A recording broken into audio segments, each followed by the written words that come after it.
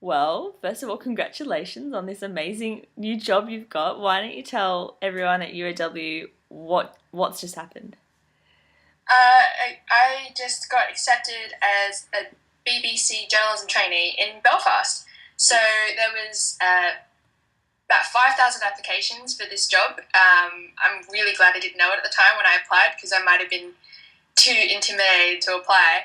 But it was a really long process. The applications opened in January, and it was quite the long, application form. So which was quite intense. And then after that, I found out I got to the round of 80 something, I think, give or take, at the BBC Media City in Manchester. Were you really prepared for it? Also, how did you even go about approaching an interview process like that? It was more about how adaptable we were, how good you were at pitching original stories on your feet, how well you deal with stressful situations. So it was kind of more of a simulation.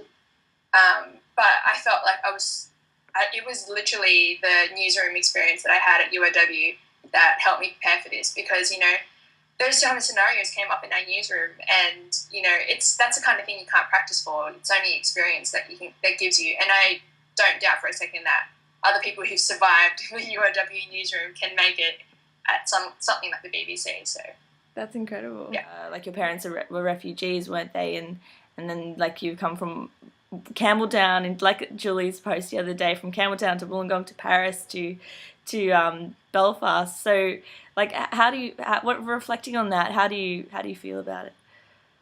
Well, actually, a lot of people will probably say that, I got this in spite of my background, but I think it actually helps a lot. Uh, you know, Speaking, meeting people whose English isn't their first language, knowing what it's like to not be like everyone else, knowing how people might feel, it gives you a totally different dimension on a normal story. People who struggle with communicating, it's just a matter of being patient.